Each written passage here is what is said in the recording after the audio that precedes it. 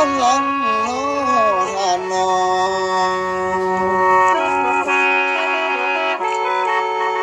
อันว่าขาวก้อนนั้นเหือนก็เหือนมุงยาทานเอ้ยหลังคาก็ฝนหัวนี่ใดฟ้าก็ฟ้าไม่เหี่ยหลายเหือนไตก็บองนี่แล้วลาแล้ว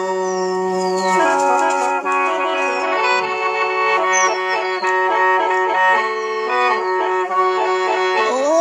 ยน้อท่านเอ้ยแต่ว่ามาเดี๋ยวนี้ท่านเอ้ย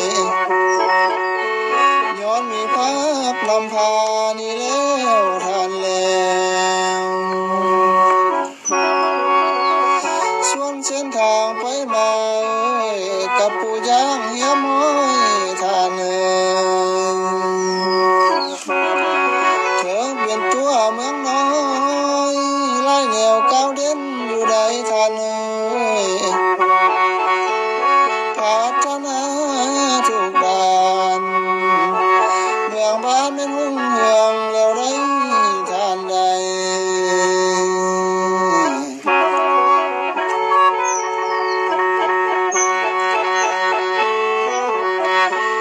โอ้ยน้อท่านเอ้ยส่วนการพัฒนานั้นท่านเอ้ย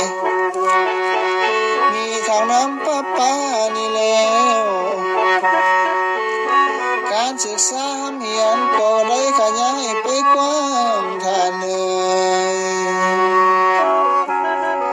มีหูหมอปัวคนไข้มีไฟแสงสว่างท่านเอ้ยทุกอย่างมีพร้อมพร้อมเพียงทองก้าวพัฒนาแล้วได้ท่านใด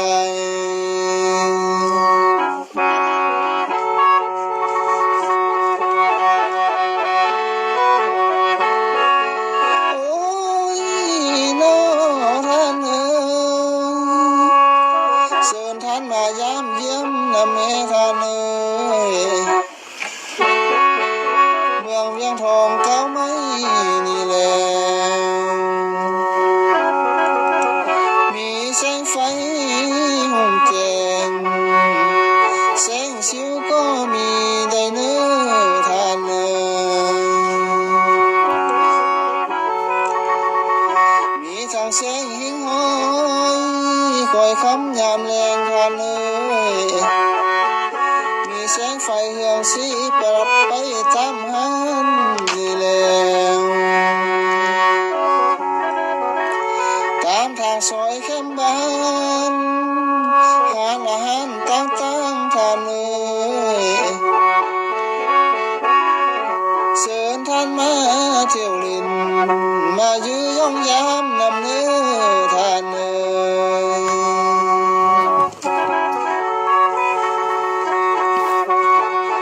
เชิญท่านมายามเยี่ยมน้ำเนื้อมาชมคู่กันนำคอยค้ำยามแรงได้ท่านเอ้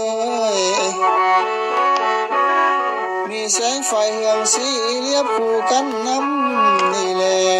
วมีทางตั้มมีทางส้มมาเที่ยวชมสาวยุกไม้นะแม่ท่านเอ้ยมานั่งเฮียงสาวน้อยจากน้อยจะค่อยเมื่อได้เนื้อท่านเอ้ย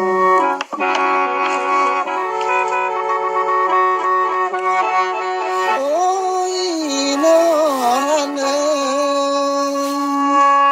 นับแต่นอกจากนั้นท่านเอ้ย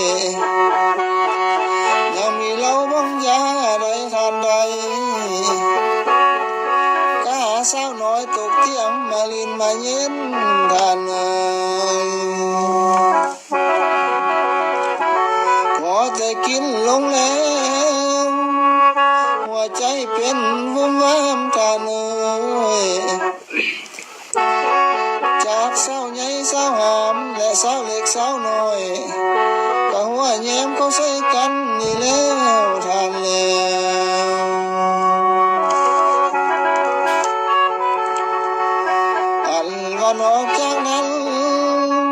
ไปชมเบิ่งตลาดทานเอ้ยผักกาดหัวผักบัวพร้อมหอมแก้มก็มีเนื้อทานเอ้ยโอ้ยน้อท่านเอ้ยพอจะมาฮอดนี้ท่านเอ้ยก้อนลำขอลาก้อนท่านเอ้ยขอไว้พรทุกท่านสบายบางผู้สุข